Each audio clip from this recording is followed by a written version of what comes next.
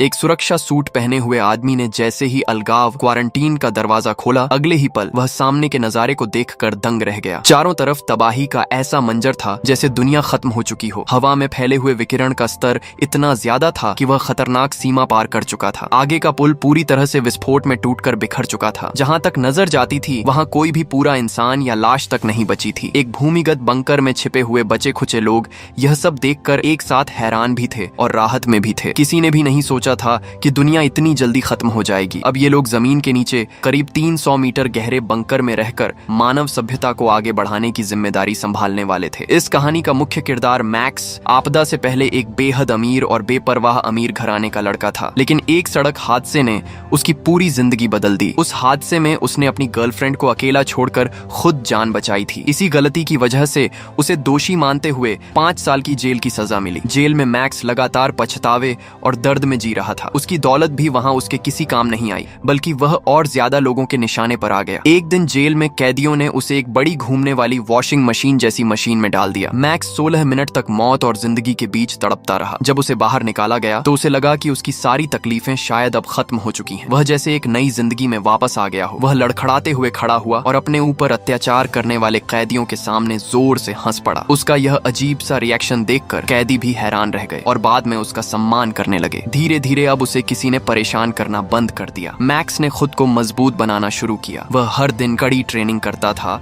और खेलकूद में भी बहुत अच्छा प्रदर्शन करने लगा। जल्द ही उसने जेल के अंदर भी सबका सम्मान हासिल कर लिया और धीरे धीरे वह अपने दर्द को भूलने लगा। लेकिन खुशियां ज्यादा दिन नहीं टिकती। जेल में तीसरे साल उसे अचानक रिहाई का नोटिस मिला। अच्छे व्यवहार के कारण उसे समय से पहले रिहा किया जा रहा था। जेल के बाकी कैदियों की तालियों और खुशी के बीच मैक्स बाहर निकल गया। जेल के बाहर उसका पिता राफा उसका इंतजार कर रहा था, लेकिन मैक्स का चेहरा पूरी तरह ठंडा और भावहीन था। दोनों के रिश्ते पहले ही उस हादसे के बाद टूट चुके थे। तभी आसमान में 2 लड़ाकू विमान उड़ते हुए दिखाई दिए, जिससे माहौल और गंभीर हो गया। राफा ने उसे बताया कि उसने भारी पैसे और अपने संपर्कों का इस्तेमाल करके उसकी जल्दी रिहाई करवाई है। अब हालात बहुत ज्यादा बिगड़ चुके हैं और उन्हें तुरंत एक गुप्त बंकर में जाना होगा। मैक्स इस बात से बिल्कुल सहमत नहीं था। वह अभी अभी जेल से बाहर आया था और फिर किसी अंडरग्राउंड बंकर में नहीं जाना चाहता था। लेकिन उसके पिता ने घबराते हुए बताया कि उसकी माँ और दादी पहले ही उस बंकर में पहुंच चुकी हैं और उसके मृत प्रेमिका के पिता भी वहां मौजूद हैं। ये बात सुनकर मैक्स अचानक रुक गया। उसे लगा कि अब उसे अपने पुराने पापों का सामना करना ही होगा। रास्ते में राफा ने उस बंकर के बारे में सच बताया। उसने एक बड़े अधिकारी के जरिए पता लगाया था कि कुछ अमीर लोग पहले से ही दुनिया खत्म होने की तैयारी कर रहे हैं और उन्होंने गुप्त बंकर बना लिए हैं। राफा ने अपनी लगभग पूरी संपत्ति लगाकर वहां एक जगह खरीदी थी और आज ही सुबह उसे सूचना मिली कि हालात पूरी तरह बिगड़ चुके हैं और सभी को तुरंत बंकर में पहुंचने का आदेश है। दोनों जैसे ही हेलीकॉप्टर में बैठे उन्हें हवाई नियंत्रण की तरफ से चेतावनी मिली। अब साफ था कि हालात वाकई नियंत्रण से बाहर हो रहे हैं। बंकर की लोकेशन छिपाने के लिए उड़ान के दौरान सभी यात्रियों को आंखों पर पट्टी बांधने को कहा गया। हेलीकॉप्टर आखिरकार एक झील के बीच बने पुल पर उतरा। वहां से उन्हें एक लिफ्ट के जरिए नीचे ले जाया गया। यह बंकर जमीन से 300 मीटर नीचे बनाया गया था। यह करीब 4 करोड़ 50 लाख साल पुरानी गुफाओं के सिस्टम पर आधारित था। यह इतना मजबूत था कि ज्यादातर परमाणु हमलों को भी झेल सकता था। इसके नीचे एक प्राकृतिक गैस का भंडार भी था जो 45 परिवारों को पूरे 10 साल तक जिंदा रख सकता था। फ्रंट डेस्क पर पहुंचते ही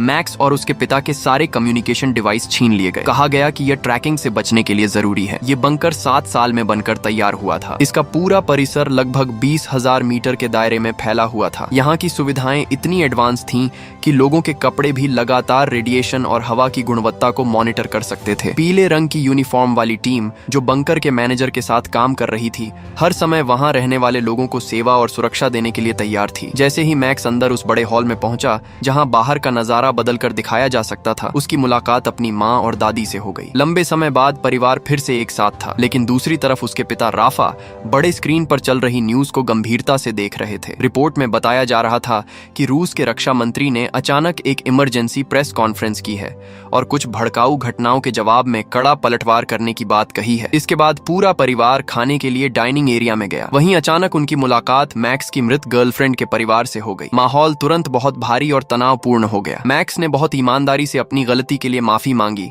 लेकिन लड़की के पिता गिलमोर बिल्कुल ठंडे बने रहे। उसके चेहरे पर साफ था कि वह उस इंसान को कभी माफ नहीं कर सका जिसने उसकी बेटी को खो दिया था। पहले दोनों परिवारों के बीच बहुत अच्छे रिश्ते थे, लेकिन उस हादसे के बाद सब कुछ खत्म हो गया। गिलमोर ने अपनी नई पत्नी का परिचय भी कराया। असल में उसकी बेटी की मौत के बाद 6 महीने के अंदर ही उसकी पहली पत्नी की भी एक सड़क हादसे में मौत हो गई थी। गिलमोर बाहर से काफी शांत और बातचीत करने वाला लग रहा था, लेकिन उसके दिल में दर्द अभी भी था। लेकिन उसकी नई पत्नी की बेटी एशिया इतनी शांत नहीं थी। खाने के दौरान वह खुले तौर पर मैक्स पर तंज कसने लगी। वह बार बार कहती रही कि कोई इंसान अपनी मरती हुई गर्लफ्रेंड को कैसे छोड़ सकता है। ये सुनकर मैक्स फिर से उस दर्दनाक रात को याद करने लगा, लेकिन उसने कुछ भी जवाब नहीं दिया। जैसे ही माहौल और ज्यादा असहज होने लगा, बंकर का मैनेजर अपने स्टाफ के साथ वहां पहुंच गया। उसने सभी को एक बुरी खबर सुनाई। अटलांटिक महासागर के इलाके में युद्ध और ज्यादा बढ़ चुका था और अब सभी को लंबे समय तक बंकर में रहने के लिए तैयार रहना होगा। इसके बाद उसने कुछ नए नियम भी बताए। क्योंकि बंकर में स्टाफ सीमित था, इसलिए अब वहां रहने वाले अमीर लोगों को भी छोटे मोटे काम खुद करने होंगे, जैसे खुद खाना लेना और खाने के बाद अपने बर्तन खुद साफ करना। जो लोग पूरी जिंदगी नौकरों पर निर्भर रहे थे, उनके लिए यह बहुत बड़ा झटका था। लेकिन बाहर के हालात इतने खराब थे कि कोई विरोध नहीं कर सका। रात को अपने कमरे में पहुंचकर गिलमोर अब पूरी तरह टूट चुका था। खाने के दौरान वह कई बार मैक्स पर गुस्से में हमला करने के बारे में सोच चुका था। उसकी नजर में मैक्स सिर्फ एक झूठा और अपनी बेटी का हत्यारा था। उसकी नई पत्नी उसे शांत करने की कोशिश करती है, लेकिन गिलमोर उस पर भी गुस्सा कर देता है। दूसरी तरफ मैक्स जिम में एशिया से मिलता है। वह नहीं चाहता कि उसकी गर्लफ्रेंड की बहन हमेशा नफरत में जीती रहे, इसलिए वह उसे वह फोन दिखाता है जो उसकी गर्लफ्रेंड के पास उस हादसे के समय था। एशिया तुरंत अपने कमरे में जाकर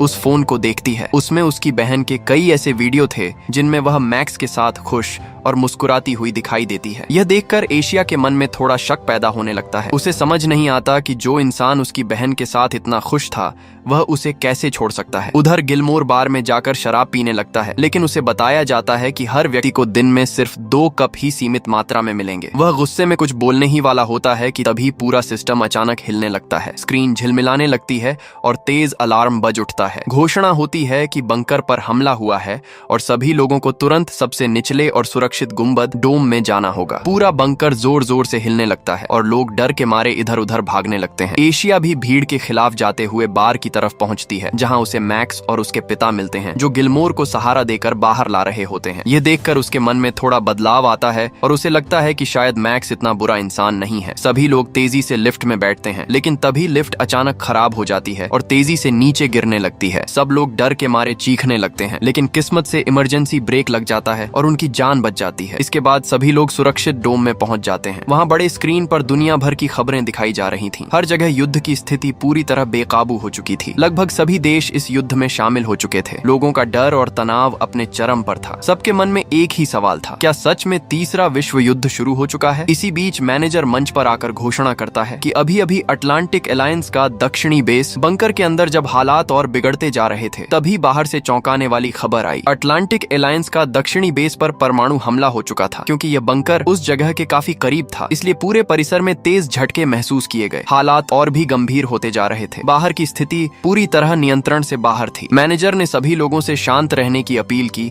और कहा कि यह बंकर अभी भी दुनिया की सबसे सुरक्षित जगह है। लेकिन जैसे ही वह यह बात कह रहा था, बड़े स्क्रीन पर एक के बाद एक परमाणु विस्फोट के बाद उठे हुए विशाल मशरूम बादल दिखाई देने लगे। कुछ ही पलों में सभी संचार सिस्टम बंद होने लगे और बाहर का बड़ा पुल भी धमाके की लहर से पूरी तरह तबाह हो गया। एक तेज धमाके के साथ पूरा हॉल अंधेरे में डूब गया। मैनेजर घबरा कर कहता है कि उसे तुरंत कंट्रोल सेंटर जाना होगा। अंदर मौजूद अमीर लोग डर और बेचैनी में आपस में फुसफुसाने लगे। उन्होंने यह बंकर इसलिए चुना था ताकि वे परमाणु युद्ध से बच सकें, लेकिन अब वही डर उनकी आंखों के सामने था। इसी बीच जब दुनिया पूरी तरह खत्म होती हुई लग रही थी, राफा ने एक बड़ा राज बताने का फैसला किया। असल में मैक्स ने कभी अपनी गर्लफ्रेंड को छोड़कर नहीं भागा था। उसने तुरंत अपने पिता को मदद के लिए फोन किया था। राफा तुरंत मौके पर पहुंच गया था, लेकिन अपने नशे में डूबे बेटे को बचाने के लिए उसने उसे जंगल में छुपने के लिए मजबूर किया। उसका मकसद था कि वह किसी तरह अपने बेटे का नाम साफ कर सके। लेकिन कोर्ट की सुनवाई के समय राफा से अपनी अंतरात्मा का बोझ सहन नहीं हुआ और उसने सच सबके सामने बता दिया। वह झूठ के सहारे अपने बेटे को बचाना नहीं चाहता था। इसी वजह से मैक्स को 5 साल की सजा हुई। यह सच्चाई सुनकर दोनों परिवार द्वार हिल गए। दादी गुस्से में अपने दामाद पर चिल्लाने लगी क्योंकि उसकी वजह से उनका बच्चा 3 साल बेकार जेल में रहा। लेकिन दूसरी तरफ मैक्स की माँ अपने पति के साथ खड़ी रही। उसका मानना था कि राफा ने जो किया वह उसके बेटे के सुधार के लिए सही था। इसी समय मैनेजर ने फिर एक नई घोषणा की। उसने बताया कि बाहरी संपर्क के लिए लगाया गया एंटीना सिस्टम खराब हो गया है और उसे ठीक करने के लिए बाहर जाना जरूरी है और बाहर की असली स्थिति जानने के लिए वह लाइव फीड शुरू करेगा। थोड़ी देर बाद सुरक्षा प्रमुख और उसका एक साथी सुरक्षा सूट पहनकर बाहर जाने के लिए तैयार हो गए। भारी दरवाजा खोलते ही जो दृश्य सामने आया वह किसी डरावने सपने जैसा था। हर तरफ राख और धूल उड़ रही थी और हवा में विकिरण का स्तर बेहद खतरनाक था। तापमान लगातार बढ़ता जा रहा था। कैमरे में जब जली हुई लाशें दिखाई दी तो अंदर बैठे सभी लोग डर से कांप उठे। उनकी कल्पना से भी ज्यादा भयानक तबाही बाहर हो चुकी थी। इसी बीच निगरानी टीम ने चेतावनी दी कि तापमान और रेडिएशन दोनों लगातार बढ़ रहे हैं। दोनों कर्मचारियों ने जल्दी से एंटीना लगाने की कोशिश की लेकिन हालात बहुत खराब थे। इसी दौरान एक कर्मचारी का हाथ गर्म धातु से चिपक गया। दर्द इतना ज्यादा था कि उसने किसी तरह अपने दस्ताने को काटकर हाथ छुड़ाया। अब काम पूरा करना नामुमकिन हो चुका था। मैनेजर ने तुरंत उन्हें वापस बुला लिया। सभी शुद्धिकरण और डिकॉन्टेमिनेशन प्रक्रिया के बाद दोनों अंदर वापस आ गए लेकिन उनके दस्ताने टूट चुके थे, जिसका मतलब था कि वे भारी विकिरण के संपर्क में आ चुके थे। लाइव कैमरा अचानक बंद कर दिया गया। अब बचे हुए सभी अमीर लोग और भी ज्यादा डर गए थे। मैनेजर ने बस कुछ सामान्य शब्दों में उन्हें शांत करने की कोशिश की और वहां से चला गया। लेकिन जैसे ही वह एक सीक्रेट दरवाजे से अंदर गया उसका पूरा व्यवहार बदल गया। उसके चेहरे की घबराहट गायब हो चुकी थी। अंदर मौजूद लोग खुशी से तालियां बजाने लगे और तभी एक बड़ा सच सामने आता है। ये सब एक सुनियोजित धोखा था। असल में यह पूरा अंतिम दुनिया वाला सीन एक फर्जी प्लान था। लेकिन सवाल यह था कि इसका मकसद क्या था? क्या यह सिर्फ अमीर लोगों से पैसे ठगने का खेल था या फिर यह मानव स्वभाव को परखने का एक खतरनाक प्रयोग था? इन लोगों की नजर में दुनिया कब की खत्म हो चुकी थी, लेकिन असल सच कुछ और ही था। इस पूरे खेल की मास्टरमाइंड नटाया ने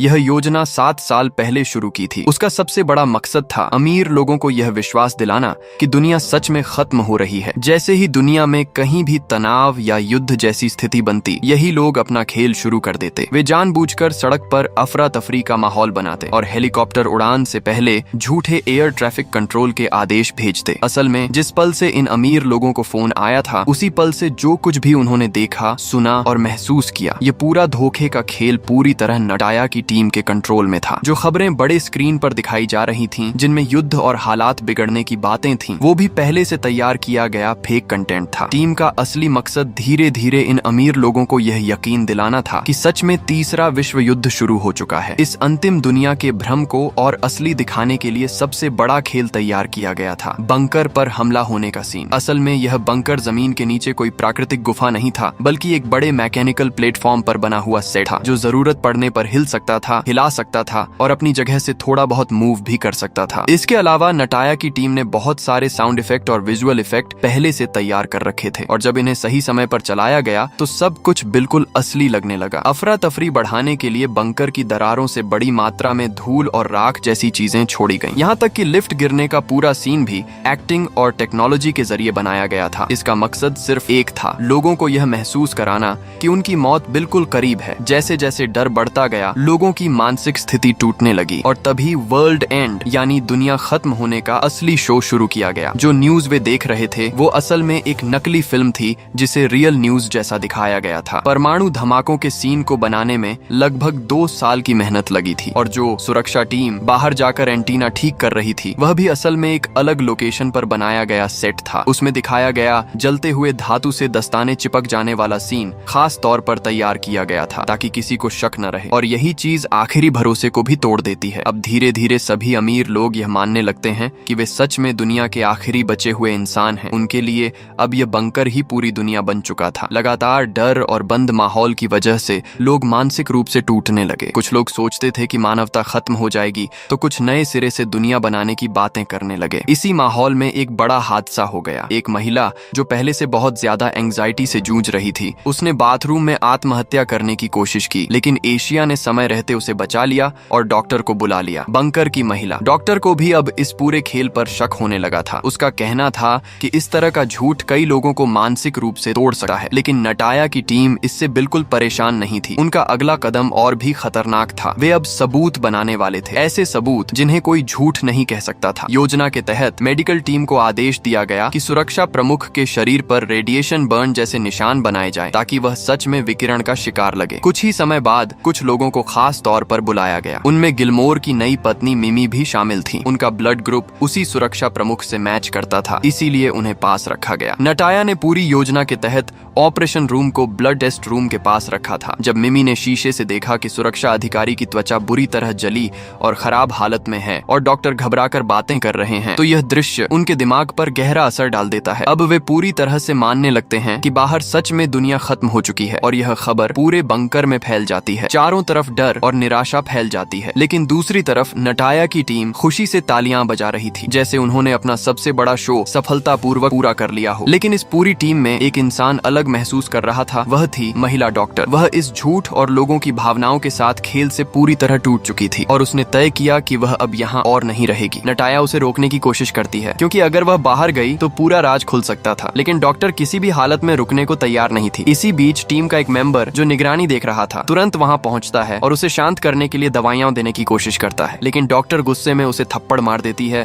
और दवाइयाँ गिरा देती है। गुस्से में आकर वह आदमी उसे जोर से धक्का देता है और डॉक्टर संतुलन खोकर गलियारे से नीचे गिर जाती है। अंदर का माहौल अचानक फिर से डर और अफरा तफरी में बदल जाता है। इसके बाद मैनेजर सभी लोगों के सामने घोषणा करता है कि सुरक्षा प्रमुख की रेडिएशन की चोटों की वजह से मौत हो चुकी है और साथ ही यह भी बताया जाता है कि महिला डॉक्टर ने अपने साथी को बचा न पाने के कारण भारी मानसिक तनाव में आत्महत्या कर ली। इस दुखद माहौल का फायदा उठाकर नटाया तुरंत नए नियम लागू कर देती है। अब बंकर की स्थिति अस्थायी लॉकडाउन से बदलकर अनिश्चितकालीन लॉकडाउन कर दी जाती है और खाने पीने की सभी चीजों पर और भी सख्त राशनिंग लागू कर दी जाती है। दूसरी तरफ अमीर व्यापारी गिलमोर अपने कमरे में वापस जाता है। उसकी जवान पत्नी उसे साथ नहाने के लिए बुलाती है और दोनों एक निजी और आराम के पल में खो जाते हैं, लेकिन उन्हें पता नहीं होता कि नटाया की टीम उन्हें हर समय कैमरों से देख रही है। नटाया मन ही मन मुस्कुराती है। उसके दिमाग में गिलमोर की पूरी जिंदगी और उसकी संपत्ति की तस्वीरें घूम रही होती हैं। गिलमोर देश के सबसे बड़े अमीरों में से एक है। उसके पास इलेक्ट्रॉनिक्स, ऊर्जा, शिपिंग और कई बड़े बिजनेस हैं। वह लगभग 64 कंपनियों को संभालता है जो 40 से ज्यादा देशों में फैली हुई हैं। नटाया पहले से ही इस टॉप लेवल अमीर व्यक्ति को निशाना बना चुकी थी। उसके हिसाब से यहाँ मौजूद सभी लोग पूरी जिंदगी मेहनत करके भी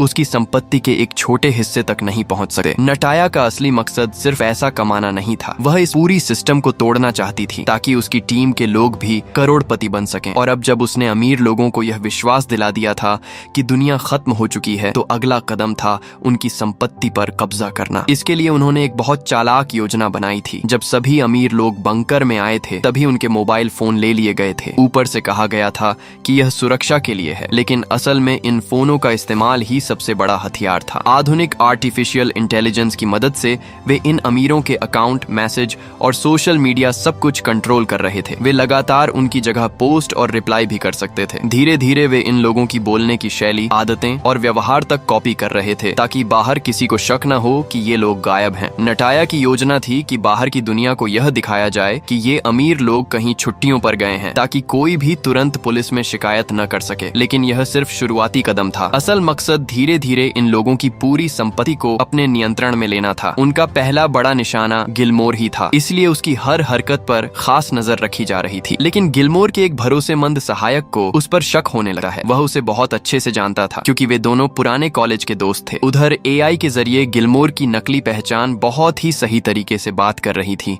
और किसी भी सवाल को टाल रही थी। दूसरी तरफ राफा और उसकी पत्नी के बीच झगड़ा हो जाता है और राफा गुस्से में बेकाबू हो जाता है। वह डाइनिंग हॉल में जाकर अजीब तरीके से खाना खाने लगता है, जैसे वह खुद पर काबू खो चुका हो। सुरक्षा गार्ड उसे रोकने की कोशिश करते हैं, लेकिन वह नहीं मानता। तभी मैक्स बीच में आ जाता है और अपने पिता को बचाने की कोशिश करता है। जब गार्ड नहीं रुकता तो मैक्स अपनी जेल में सीखी हुई लड़ाई की कला का इस्तेमाल करता है और एक ही वार में उसे गिरा देता है। इसके बाद और गार्ड आ जाते हैं और बड़ा झगड़ा शुरू हो जाता है, लेकिन नटाया तुरंत आदेश देती है कि सभी लोग रुक जाएं और स्थिति शांत की जाए। हालांकि वह गार्ड अपनी बेइज्जती महसूस करता है और रात में अकेले मैक्स को ढूंढता है। वह उससे अपना जब्त किया हुआ डंडा वापस मांगता है। मैक्स इस उकसावे को नजरअंदाज नहीं करता और फिर से उससे भिड़ जाता है। इस बार भी वह लड़ाई में भारी पड़ता है, लेकिन गार्ड गुस्से में एक धातु की बोतल उठाकर उस पर हमला कर देता है। शोर बढ़ने पर बाकी लोग भी वहां आ जाते हैं। मैक्स एक जोरदार अपरकट मारकर उसे गिरा देता है और उसी दौरान किसी का ध्यान नहीं जाता कि उसका ईयर पीस गिर गया है। गार्ड बेहोश हो चुका होता है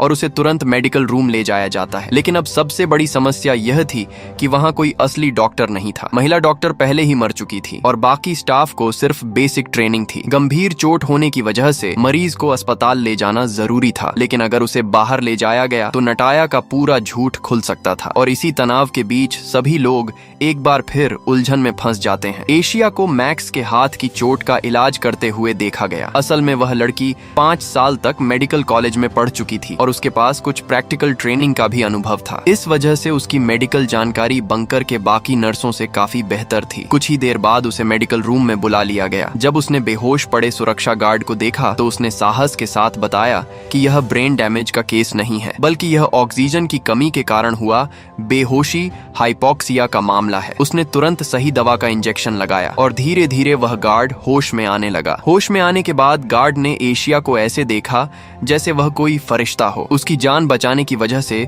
एशिया की बहुत तारीफ हुई और सिर्फ वही नहीं बल्कि इस घटना से मैक्स को भी बड़ी सजा मिलने से बचा लिया गया। अगर यहाँ किसी की मौत हो जाती तो नटाया उसे किसी भी हालत में माफ नहीं करती और जेल भेज देती। लेकिन मैक्स का ध्यान एक और चीज पर था। वह पूरी घटना को लेकर कुछ अलग ही सोच रहा था। इसी बीच नटाया कुछ नहीं बोलती और मैक्स से उसका इलेक्ट्रिक स्टनर टेजर छीन लेती है। यह उसके पिछले व्यवहार की सजा भी थी और एक चेतावनी भी। नटाया जानती थी कि इंसान लंबे समय तक एक ही जगह बंद रहकर नहीं रह सकता। उन्हें लगातार नए नए ड्रामा और तनाव की जरूरत होती है, वरना वे शक करने लगते हैं। इसी बार एक नया सीन तैयार किया गया। एक कमरा बनाया गया जो जमीन के सबसे करीब था और वहाँ एक कम्युनिकेशन रूम सेट किया गया। वहाँ लोगों को रेडियो के जरिए बाहर की दुनिया के सिग्नल सुनने दिए गए। शुरुआत में कुछ भी नहीं मिलता और सभी मान लेते हैं कि बाहर कोई बचा ही नहीं है, लेकिन अचानक रेडियो पर एक इमरजेंसी सिग्नल पकड़ा जाता है। एक प्राइवेट जेट का ईंधन खत्म होने वाला था और वह किसी देश के युद्धपोत पर लैंड करने की अनुमति मांग रहा था, लेकिन दूसरी तरफ से उसे ठंडे अंदाज में मना कर दिया जाता है। रेडियो रूम में मौजूद लोग इस पूरे ड्रामे को सुनकर और भी ज्यादा घबरा जाते हैं और उन्हें फिर से यकीन होने लगता है कि दुनिया सच में खत्म हो चुकी है। यह सब असल में नटाया टीम का ही बनाया हुआ एक और नकली लाइव इवेंट था। इस पूरी कहानी का मकसद अब साफ हो चुका था। अमीर लोगों को डर और भ्रम में रखकर उनकी संपत्ति पर धीरे धीरे कब्जा करना। नटाया के सिस्टम में मौजूद AI रोशन अब इतने एडवांस लेवल पर पहुंच चुका था कि वह लगभग असली इंसान जैसा व्यवहार करने लगा था। दूसरी तरफ गिलमोर का पार्टनर और असिस्टेंट जेसन को अब शक होने लगा था। वह समझ नहीं पा रहा था कि उसका बॉस अचानक इतना बदल क्यों गया है। कुछ समय पहले जिस टेक कंपनी का अधिग्रहण एक्विजिशन लगभग फाइनल था, अब गिलमोर अचानक विदेश में वेकेशन पर चला गया था और वापस आने से इनकार कर रहा था। ये बात जेसन को और ज्यादा संदिग्ध लगती है और वह जल्दबाजी में कुछ कोड्स और डेटा सिस्टम में डाल देता है। इस अचानक एक्टिविटी से सभी लोग चौंक जाते हैं और नटाया की टीम तुरंत अलर्ट हो जाती है। नटाया की टीम उस कोड के मतलब को समझ नहीं पा रही थी। वे लगातार सिस्टम में खोज कर रहे थे, लेकिन कोई नतीजा नहीं मिल रहा था। फिर उन्होंने एक बड़ा कदम उठाया। गिलमोर की मृत बेटी के सोशल मीडिया अकाउंट को हैक किया गया। बेटी और गिलमोर के पुराने चैट्स और बातचीत को पढ़कर आखिरकार एक अहम सुराग मिला। जेसन जिस कोड का जिक्र कर रहा था वह एक पासवर्ड जैसा शब्द था, पिसेमा। यह जानकारी मिलते ही AI सिस्टम ने तुरंत कॉल बैक किया और स्थिति को कुछ समय के लिए संभाल लिया। लेकिन असली मुश्किल अभी बाकी थी। अब सबसे बड़ी समस्या सामने आई। गिलमोर के सारे जरूरी दस्तावेज उसके घर के सेफ तिजोरी में बंद थे। जेसन के पास अधिकार तो था कि वह साइन कर सकता था, लेकिन बिना पासवर्ड के वह तिजोरी खोल ही नहीं सकता था और यही काम सबसे कठिन था। उधर मैक्स बास्केटबॉल कोर्ट में आराम कर रहा था। तभी उसे अचानक एक ब्लूटूथ ईयरबड मिला जो पहले घायल गार्ड का था। जिज्ञासा में उसने उसे कान में लगा लिया और तभी उसे अपने पिता की आवाज एक बार में किसी और से मजाक करते हुए सुनाई दी। निगरानी रूम में बैठे लोग तुरंत समझ गए कि कुछ गड़बड़ हो रही है और उन्होंने तुरंत कम्युनिकेशन सिस्टम बंद कर दिया। साथ ही कुछ लोगों को भेजा गया ताकि वह ईयरबड वापस लिया जा सके। इन सभी अजीब घटनाओं से मैक्स का शक और भी पक्का हो गया। उसे यकीन हो गया कि वे सभी लोग हर समय निगरानी में हैं, यहाँ तक कि उनकी बात बातें भी सुनी जा रही हैं। लेकिन एक बात उसे समझ नहीं आ रही थी, अगर कैमरे सिर्फ कुछ जगहों को ही कवर करते हैं तो फिर हर जगह होने वाली बातचीत को कैसे सुना जा रहा है। उधर गिलमोर बार में एक वेट्रेस के साथ फ्लर्ट कर रहा था, लेकिन तभी उसकी नई पत्नी मिमी वहाँ आ जाती है और उसे रंगे हाथ पकड़ लेती है। गुस्से में वह घर लौटा है और वहाँ उसे अपनी छोटी बेटी एशिया मोबाइल में वीडियो देखते हुए मिलती है। उसके फोन में मैक्स और उसकी बड़ी बेटी के पुराने खुशहाल वीडियो चल रहे थे। यह देखकर गिलमोर का गुस्सा फूट पड़ता है। वह फोन छीन लेता है और सीधे मैक्स के कमरे में चला जाता है। वह मैक्स पर चिल्लाता है कि उसने उसकी बेटी और पूर्व पत्नी दोनों को बर्बाद कर दिया और अब वह उसकी छोटी बेटी को भी प्रभावित कर रहा है। मैक्स अपराध बोध से भरा हुआ था, इसलिए वह कुछ नहीं बोलता और गिलमोर उसे बुरी तरह पीट देता है। लेकिन तभी मैक्स की माँ बीच में आ जाती है और गिलमोर के सिर पर फूलदान मार देती है। इससे झगड़ा वहीं खत्म हो जाता है। लेकिन कहानी में एक बड़ा ट्विस्ट आता है। मैक्स के कमरे से बाहर जाने के बाद उसकी माँ रोते हुए गिलमोर को गले लगा लेती है। पता चलता है कि दोनों के बीच लगभग 20 साल पहले से एक गुप्त रिश्ता था। दूसरी तरफ एशिया को जब पता चलता है कि उसके पिता ने मैक्स को मारा है तो वह तुरंत उससे माफी मांगने पहुंचती है। मैक्स शांत होकर कहता है कि वह किसी को दोष नहीं देता। वह मानता है कि उसने जो किया उसका परिणाम उसे भुगतना ही चाहिए। एशिया अब उसे अलग नजर से देखने लगती है। उसके दिल में मैक्स के लिए नफरत धीरे धीरे खत्म हो जाती है और उसकी जगह एक अनजाना सा लगाव पैदा होने लगता है। उधर नटाया अब गिलमोर के सेफ का पासवर्ड निकालने की कोशिश में लग जाती है। वह बारटेंडर को योजना में शामिल करती है जो गिलमोर को धीरे धीरे अपने जाल में फंसाती है। कुछ ड्रिंक्स के बाद माहौल बदल जाता है और गिलमोर थोड़ा खुल जाता है। बारटेंडर बहुत चालाकी से बातचीत में पासवर्ड से जुड़ा सवाल शामिल कर देती है। गिलमोर पूरी तरह सतर्क नहीं होता, लेकिन फिर भी वह पासवर्ड लिखने के बजाय उसे सिर्फ बोलकर बता देता है। एआई तुरंत उसकी बॉडी लैंग्वेज और रिएक्शन को एनालाइज करता है और यह अनुमान लगाता है कि यह पासवर्ड सही होने की संभावना काफी ज्यादा है। लेकिन अब समय नहीं था जांच करने का, क्योंकि जेसन पहले ही गिलमोर के घर पहुंच चुका था। इसलिए नटाया बिना देर किए उस पासवर्ड को इस्तेमाल करने का फैसला करती है। पासवर्ड सही साबित हुआ और तिजोरी सच में खुल गई। जेसन को अब अपने शक पर भरोसा नहीं रहा और वह शांत हो गया। नटाया ने तुरंत मौके का फायदा उठाया। उसने अपने डिजिटल एआई सिस्टम के जरिए जेसन को नया आदेश भेजा। उसे बैंकॉक थाईलैंड जाना था और वहां एक उभरती हुई यूनिकॉर्न कंपनी को खरीदना था। उधर मैक्स लगातार कई दिनों की जांच के बाद आखिरकार यह समझ गया कि निगरानी का राज कहां छिपा है। वह बाथरूम से एक मेटल क्लिप उठाता है और चुपचाप अपने कमरे में आकर लेट जाता है। फिर वह अपने हाथ में पहना हुआ वह ब्रेसलेट निकालने की कोशिश करता है जो उसे बंकर में आने के पहले दिन पहनाया गया था। उसे बताया गया था कि यह सिर्फ स्वास्थ्य मॉनिटर है, लेकिन अब उसे शक हो चुका था कि यह असल में एक ट्रैकिंग और सुनने वाला डिवाइस है। मैक्स लंबे समय तक कोशिश करता है, लेकिन वह ब्रेसलेट नहीं निकाल पाता। जेल में बिताए 3 सालों ने उसे इतना सिखा दिया था कि यहाँ कुछ न कुछ गलत जरूर है। वह सीधे नटाया के पास जाता है और उससे सवाल करता है कि आखिर वह सभी लोगों पर निगरानी और सुनवाई क्यों कर रही है। नटाया बिना इनकार किए बहुत ही तर्कपूर्ण जवाब देती है। उसका कहना था कि इस तरह की स्थिति में लोग खतरनाक हो सकते हैं। कम संसाधनों में किसी भी एक गलत इंसान की वजह से पूरा बंकर खतरे में पड़ सकता है, इसलिए सब पर नियंत्रण रखना जरूरी है। मैक्स समझ जाता है कि यह सिर्फ बहाना है। उसी दौरान उसकी नजर एक सिग्नल एंड सिक्योरिटी मैनुअल पर पड़ती है और उसके दिमाग में एक योजना बन जाती है। वह बाहर निकलते समय जानबूझकर कंप्यूटर गिरा देता है और उसी मौके पर वह किताब भी चुपचाप अपने साथ ले लेता है। जेल की जिंदगी ने उसे बाकी लोगों से अलग बना दिया था।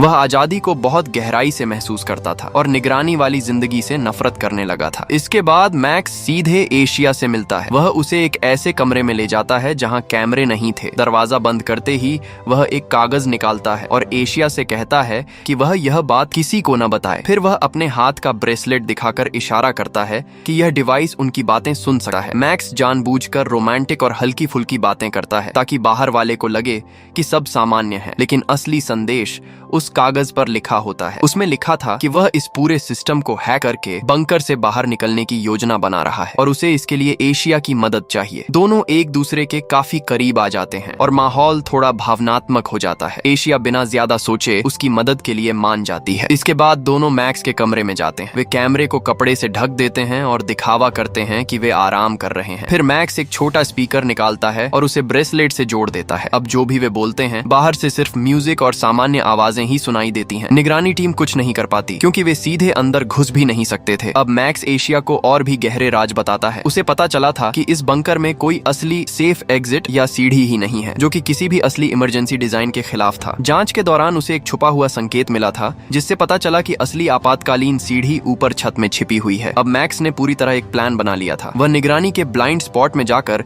सिस्टम की केबल काटकर उसे शॉर्ट सर्किट करना चाहता था। उसका मकसद था कि सिस्टम खुद को बचाने के लिए रीस्टार्ट हो जाए और कुछ समय के लिए सारे कैमरे बंद हो जाएं और इसी अराजकता का फायदा उठाकर वे बंकर से बाहर निकल सकें। मैक्स ने मौका देखते हुए सुरक्षा सीढ़ियों, सेफ्टी एग्जिट से बंकर से बाहर निकलने की योजना बनाई। हालांकि यह प्लान सुनने में आसान लग रहा था, लेकिन इसे लागू करना बिल्कुल भी आसान नहीं था। दोनों को पहले यह पूरी तरह से टेस्ट करना था कि यह सच में काम करेगा या नहीं। उधर कंट्रोल रूम में नटाया ने मैक्स की छोटी छोटी हरकतों पर ध्यान नहीं दिया। उसका पूरा फोकस अब गिलमोर के असिस्टेंट जेसन पर था। नटाया ने जिस कंपनी को टारगेट किया था उसे पहले से ही बहुत आकर्षक और प्रॉफिटेबल दिखाने के लिए सेट किया गया था। यहाँ तक कि 3 साल पहले से ही उसके नाम पर फर्जी टैक्स फाइलिंग भी की जा रही थी ताकि सब कुछ असली लगे। जेसन जब गिलमोर के ऑर्डर पर उस कंपनी को खरीदने के लिए थाईलैंड पहुंचा तो उसे हर चीज बहुत एक्साइटिंग और अलग लगी, लेकिन यह सब नटाया का बनाया हुआ झूठा माहौल था ताकि वह आसानी से फंस जाए। जब डील शुरू हुई तो जेसन को बताया गया कि किसी और ने उससे ज्यादा कीमत ऑफर कर दी है। यह सुनकर वह परेशान हो गया